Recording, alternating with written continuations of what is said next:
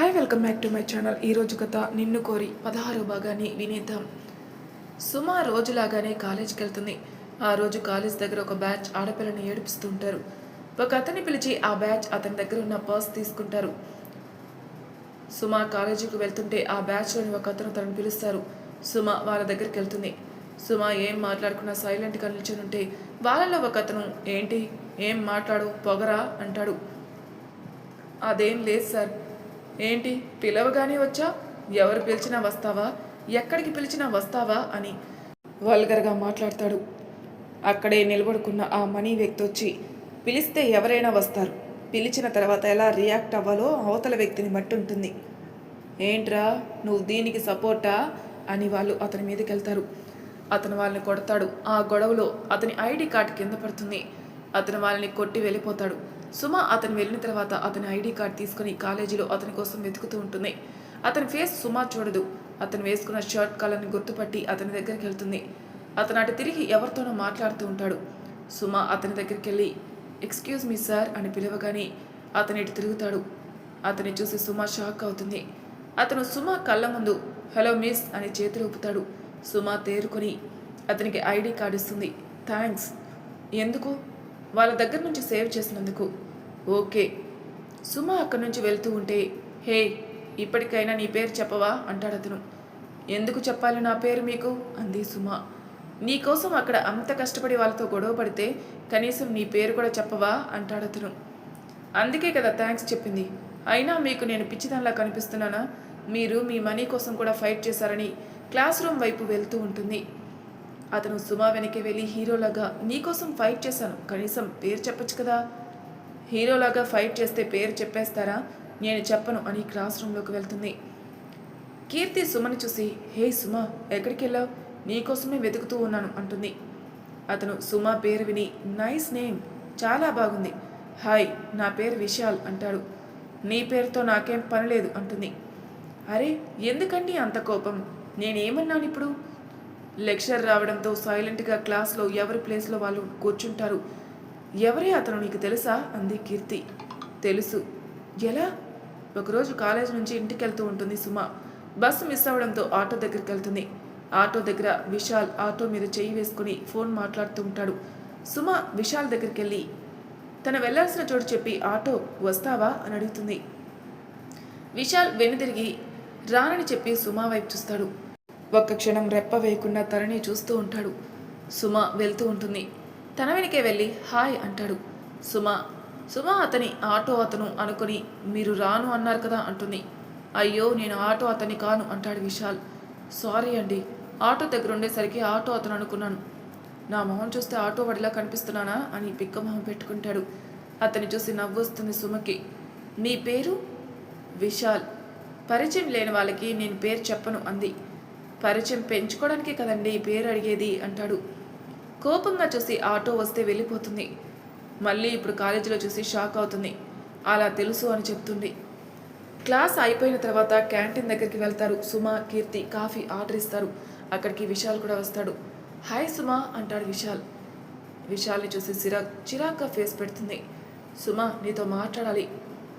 ఏం మాట్లాడతావు? Love at first sight, నిన్ను చూడగానే ఇష్టపడ్డాను, ఇదే కదా నువ్వు చెప్పేది?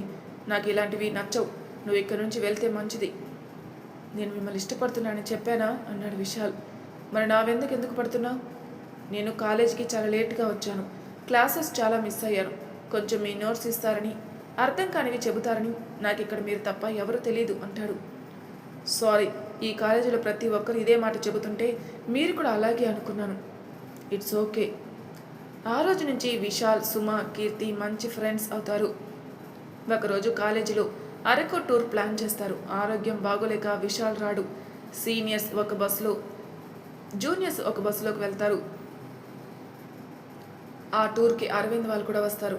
పొద్దున్నుంచి చూడాల్సిన ప్లేసెస్ అన్నీ చూస్తారు. వాళ్ళ కోసం బుక్ చేసిన హోటల్కి వెళ్తారు. అందరికీ వాళ్ళకి అలాట్ చేసిన రూమ్లోకి పంపిస్తారు. ఇక్కడ చాలా బాగుంది కదా అంటుంది సుమ. అవునే చాలా బాగుంది అంది కీర్తి కూడా. ఇక్కడి నుంచి రావాలి అనిపించడం లేదు, ఇక్కడే ఉండిపోవాలనిపిస్తుంది. హలో మేడం, మీరు అలా ఫిక్స్ అయిపోకండి, రేపు పొద్దున్నే మనం ఇక్కడి నుంచి బయలుదేరాలి, మర్చిపోవద్దు అంది కీర్తి.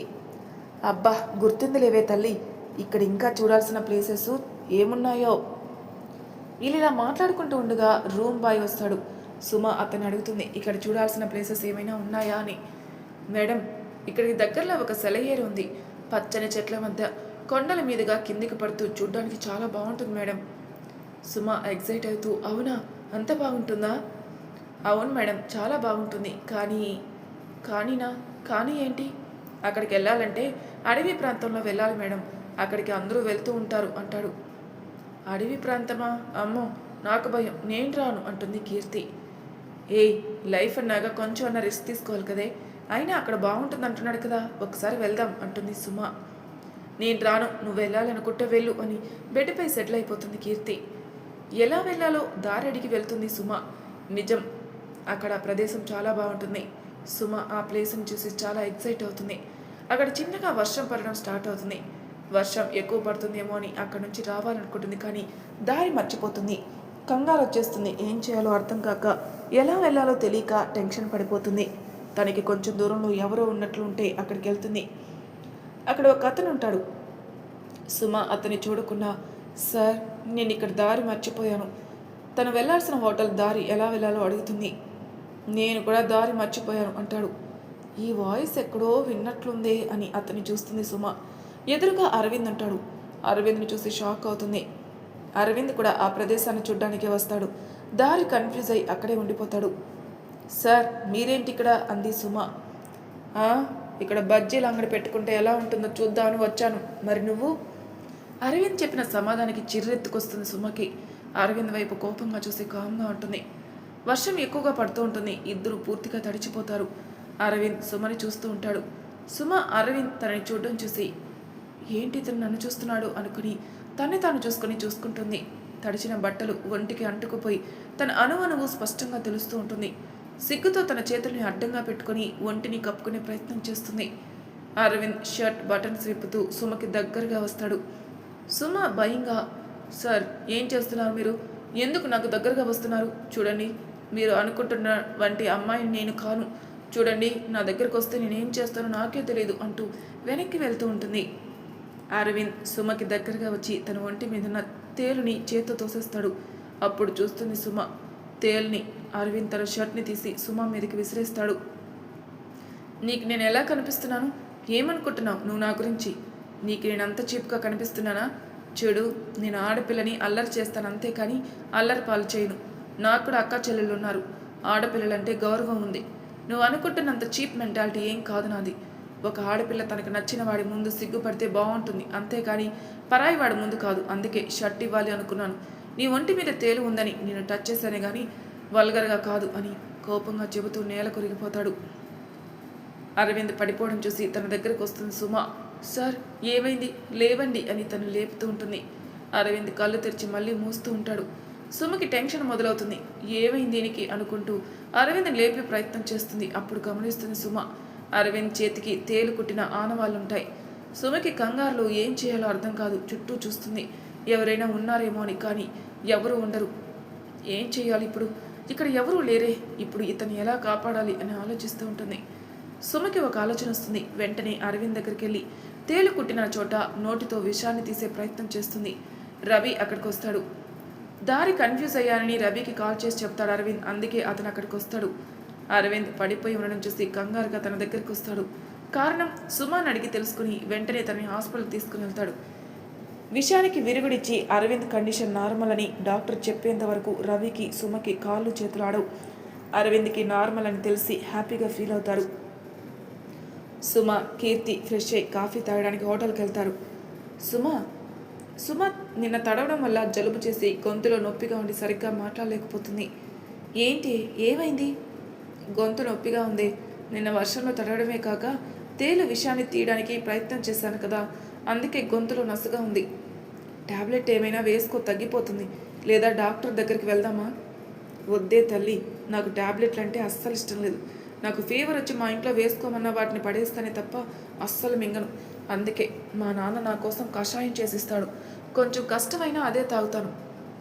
టాబ్లెట్ లేకుండా ఇంజెక్షన్ వేయమని చెప్తాను, సరేనా? పద అంటుంది. అమ్మో, నాకు ఇంజెక్షన్ అంటే చచ్చేంత భయం, అస్సలు వేయించుకోను. ఇలా అంటే ఎలా చెప్పు? త్వరగా తగ్గాలిగా. మనం ఎలాగో సాయంత్రకల్లా ఇంటికి వెళ్తాం. అప్పటి వరకు ఈ నొప్పిని భరిస్తే సరిపోతుంది అని వీళ్ళు మాట్లాడుకుంటూ ఉండగా వాళ్ళు ఇచ్చిన ఆర్డర్ వస్తుంది. వాళ్ళు చెప్పిన కాఫీతో పాటు మిరియాలు కలిపిన పాలు, టాబ్లెట్లు అక్కడ పెట్టి వెళ్తాడు వెయిటర్. కీర్తి వెయిటర్ని పిలిచి, మేం చెప్పింది 2 కాఫీలే, ఈ పాలు టాబ్లెట్ మేము ఆర్డర్ ఇవ్వలేదు అంటుంది. మేడం, అక్కడున్నారు కదా ఆ సారు, మీకు ఇవ్వమని చెప్పారు అని వెళ్తాడు. ఎవరా అని అటువైపు చూస్తారు. సుమ, కీర్తి ఇద్దరు షాక్ అవుతారు. అది ఎవరో కాదు, మన అరవిందే. నాకొద్దని చెప్పు అంది సుమ. అరవింద్ సుమ దగ్గరకు వచ్చి తన పక్కన చైర్లో కూర్చుంటాడు.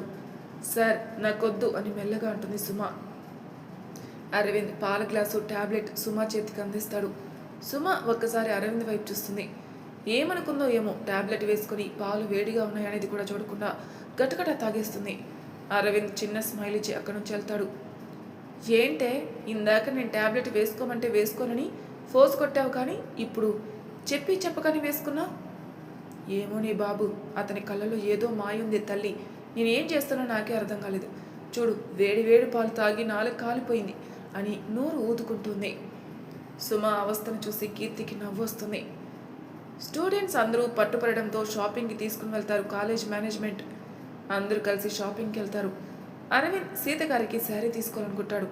శారీస్ సెక్షన్ వెళ్ళి శారీస్ చూస్తూ ఉంటాడు. వాళ్ళకి ఏ శారీ సెలెక్ట్ చేయాలో అర్థం కాదు. ఈ ఆడవాళ్ళ సెలెక్షన్ మన వల్ల కాదు, కానీ ఎవరినైనా లేడీస్ని హెల్ప్ అడుగుదాం అనుకుని చుట్టూ చూస్తాడు. తనకి కొంచెం దూరంలో ఒక అమ్మాయి ఉంటే తనని హెల్ప్ అడుగుదామని తన దగ్గరికి వెళ్తాడు. ఒక అబ్బాయి అటు వెళ్తూ ఆ అమ్మాయి నడుము గిల్లి అతను వెళ్ళిపోతాడు. ఆ అమ్మాయి వెనక్కి తిరిగేసరికి అరవింద్ ఉండడంతో అతనే గిల్లాడు అనుకుని అరవింద్ చెంపపైన కొడుతుంది. అరవింద్కి ఒక్క క్షణం అక్కడ ఏం జరుగుతుందో అర్థం కాదు. చుట్టూ జనం చేరుతారు. అరవింద్ చెప్పేది ఎవరు వినిపించుకోరు. సుమ షాపింగ్ చేస్తూ అక్కడ గుంపుగా జనం ఉన్నారు. ఏంటి, ఏం జరిగిందో చూద్దామని అక్కడికి వస్తారు. అరవింద్ని చూసి షాక్ అయి అక్కడ జనం మాటల్ని బట్టి విషయం తెలుసుకుంటుంది. అక్కడి వాళ్ళు అరవింద్ని బ్లేమ్ చేయడం సుమకి ఎందుకు నచ్చదు. వాళ్ళు అరవింద్ని కొట్టబోతే అడ్డుపడుతుంది. అతను అలాంటి వాడు కాదు, మంచివాడు అని సర్ది చెప్పాలని చూస్తుంది, కానీ ఎవరో సుమ మాట వినరు. ఈ గొడవని చూసి మేనేజర్ అక్కడికి వస్తాడు. విషయం కనుక్కుని ఒకసారి సీసీటీవీ ఫుటేజ్లో చూస్తే విషయం తెలుస్తుందని అందులో రికార్డ్ అయిన వీడియో అందరికీ చూపిస్తాడు. అరవింద్ని తప్పుగా అనుకున్నానని తనకి సారీ చెప్పి వెళ్ళిపోతున్న అమ్మాయి.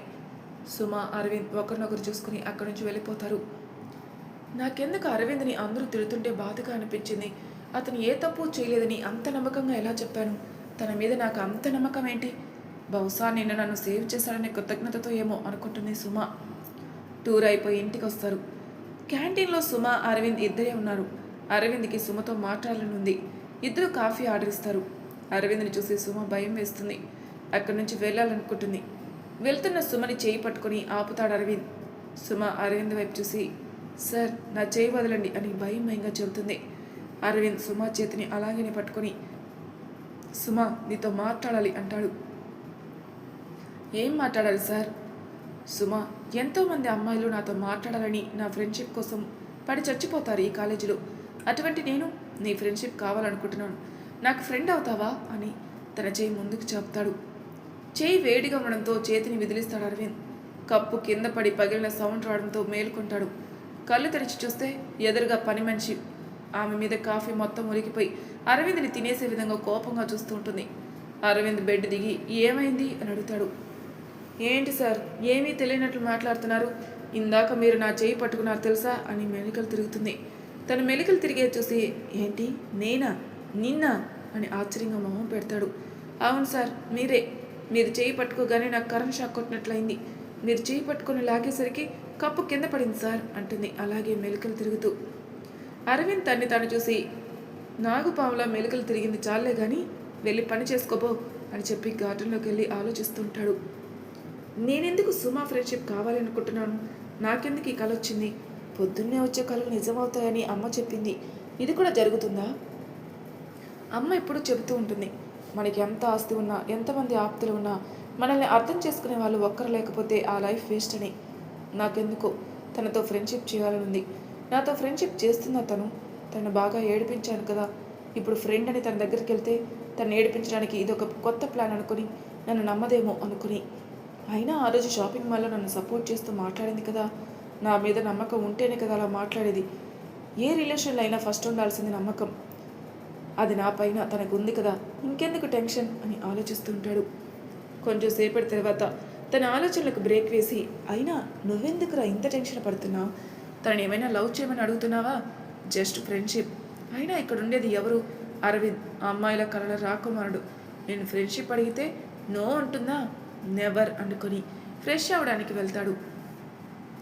కాలేజీకి వెళ్తాడు. సుమతో మాట్లాడాలి అనుకుంటాడు. తను మాట్లాడాలి అనుకున్నప్పుడు ఎవరో ఒకరు వచ్చి డిస్టర్బ్ చేస్తూనే ఉండడంతో తనతో మాట్లాడలేకపోతాడు.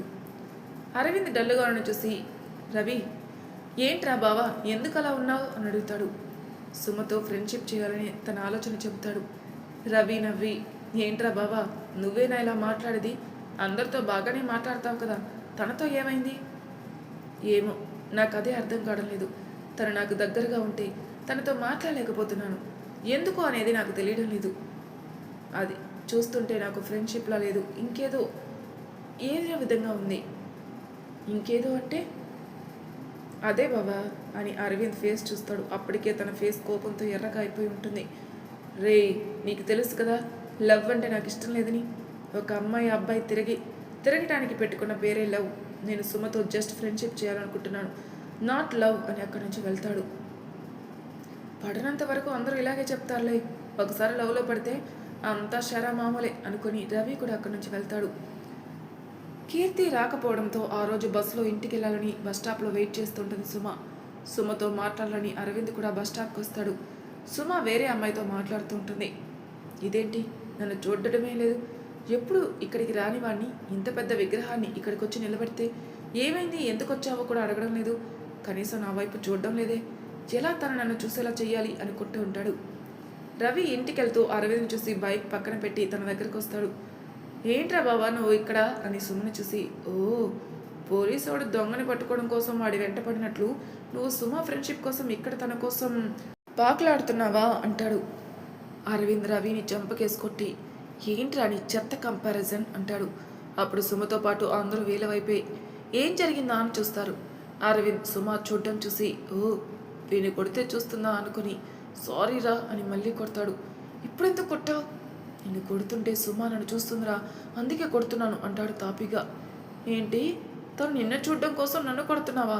నీకు దండేసి దండం పెట్టాలరా బాబు అని అక్కడ ఇంకొక క్షణం కూడా ఉండకుండా వెళ్ళిపోతాడు రవి. బస్సు రావడంతో బస్సు ఎక్కుతుంది సుమ. సుమతో మాట్లాడాలని అరవింద్ కూడా బస్సు ఎక్కుతాడు. సీట్లు ఏవి ఖాళీ లేకపోవడంతో సుమ నిల్చొని ఉంటుంది. కండక్టర్ టికెట్ కొడుతూ ఉంటాడు. సుమ టికెట్ తీసుకుంటుంది. అరవింద్ దగ్గరికి వస్తాడు కండక్టర్. ఎక్కడికి వెళ్ళాలి బాబు అని అడుగుతాడు. అరవింద్కి బస్సు ఎక్కడం అదే ఫస్ట్ టైం. కండక్టర్ ఎక్కడికి వెళ్ళాలని అడిగితే ఏం చెప్పాలో తెలియక తన బస్సులో నుంచి 2000 రూపాయల నోటు కండక్టర్కి ఇచ్చి, ఈ బస్ లాస్ట్ స్టాప్ ఎక్కడో, అంతవరకు పోని, నాకు నచ్చిన చోట దిగుతా అంటాడు. అరవింద్ మాటలకి సుమకి నవ్వు వస్తుంది. ఇంత అమాయకుడు ఏంటి ఈయన, ఊరు పేరు తెలియకుండానే బస్సు ఎక్కుతారు ఎవరైనా అనుకుంటుంది. అలా టికెట్ కొట్టరు బాబు, నువ్వు ఎక్కడికి వెళ్ళాలో చెప్పు, అక్కడి వరకు టికెట్ ఇస్తాను అంటాడు. అరవింద్ కొంచెంసేపు ఆలోచించి సుమని చూపించి ఆ అమ్మాయి ఏ ఊరు వరకు టికెట్ తీసుకుందో అంతవరకు ఇవ్వమని అడుగుతాడు. కండక్టర్ టికెట్ కొట్టి వెళ్తాడు. బస్సు బ్రేక్ వేసిన ప్రతిసారి సుమ మీద పడుతూ తనకి కావాలని టచ్ చేస్తుంటాడు ఒక అబ్బాయి. సుమకి చిరాగ్గా ఉన్న బస్సులో ఇది అంతా కామన్ అనుకుని అతనికి దూరంగా వెళ్తుంది. అరవింద్ అది చూసి ఆ అబ్బాయిని వెనక్కి జరగమని చెప్పి సుమ వెనకే తను నిలబడతాడు. బస్సు కుదుపులకి అరవింద్ వెళ్ళి సుమ మీద పడతాడు. అంతవరకు ఓపిక్గా ఉన్న సుమకి ఆ అబ్బాయి కావాలనే పడ్డాడని అనుకుని కోపంగా అతన్ని తిట్టాలని ఇటువైపుకు తిరుగుతుంది. అక్కడ అరవింద్ని చూసి ఆగిపోతుంది. ఇద్దరి ఐసు లాక్ అవుతాయి. బస్ బ్రేక్ పడడంతో సుమ తేరుకొని చుట్టూ చూస్తుంది. తన స్టాప్ రావడంతో బస్ దిగుతుంది. అరవింద్ కూడా సుమతో పాటు దిగిపోతాడు. బస్ స్టాప్ నుంచి కొంచెం దూరం నడవాలి సుమ వాళ్ళ ఇంటికి వెళ్ళాలంటే. సుమ నడుస్తూ ఉంటుంది. అరవింద్ తనతో ఎలా మాట్లాడాలో అర్థం కాక తన వెనకే వెళ్తాడు. ఈయనేంటి నా వెనక వస్తున్నారు, ఎందుకు వస్తున్నారు అనుకుంటూ మెల్లగా నడుస్తూ ఉంటుంది. ఇంకొంచెం దూరంలో వాళ్ళ ఇల్లు ఉంది అనగా ఆగుతుంది. ఈయనేంటి నా వెనక ఇలా వస్తున్నారు, ఎవరైనా చూస్తే ఏమనుకుంటారు, 2 రోజుల నుంచి చూస్తున్నాను, నాతో ఏదో మాట్లాడాలని ట్రై చేస్తున్నారు కానీ చెప్పలేకపోతున్నాడు, ఏమై ఉంటుంది, అది అడిగితే తెలుస్తుంది కదా అనుకుని వెనక్కి తిరుగుతుంది. అక్కడ అరవింద్ ఉన్నాడు. ఇంతవరకు నన్నే ఫాలో అయిన అతను ఎక్కడికి వెళ్ళాడు అనుకుని చుట్టూ చూస్తుంది కానీ అరవింద్ కనిపించడు. రేపు కాలేజీకి వెళ్తాను కదా, అక్కడికి అడిగేస్తాను ఆయన్ని, ఎందుకు నన్ను ఫాలో చేస్తున్నాడు అనుకుని ఇంటికి వెళ్తుంది సుమ. మరుసటి రోజు అరవింద్ కోసం కాలేజీ మొత్తం వెతుకుతుంది సుమ, కానీ తను కనిపించడు. ఈరోజు కాలేజీకి రాలేదా, ఎందుకు రాలేదు, ఎవరిని అడిగితే తెలుస్తుంది అనుకుంటూ ఉన్న సుమకి అటెండర్ ఎదురుపడతాడు. ఇతను అడిగితే తెలుస్తుంది. అతన్ని అడుగుతుంది అరవింద్ గురించి. అరవింద్ని పోలీసులు అరెస్ట్ చేశారని చెప్తాడు. అరవింద్ని పోలీసులు అరెస్ట్ చేశారనేది విని షాక్ అవుతుంది. సుమకి మైండ్ అంతా బ్లాంక్ అయినట్టు అనిపిస్తుంది. అసలు అరవింద్ని పోలీసులు ఎందుకు అరెస్ట్ చేశారు? మరి తర్వాయి భాగంలో తెలుసుకుందాం. అంతవరకు నా ఛానల్ని సబ్స్క్రైబ్ చేయని వాళ్ళు ప్లీజ్ సబ్స్క్రైబ్ చేసుకోండి, లైక్ చేసి షేర్ చేయండి. మీ అభిప్రాయాలను కామెంట్ రూపంలో తెలియజేయండి. Thank you for listening.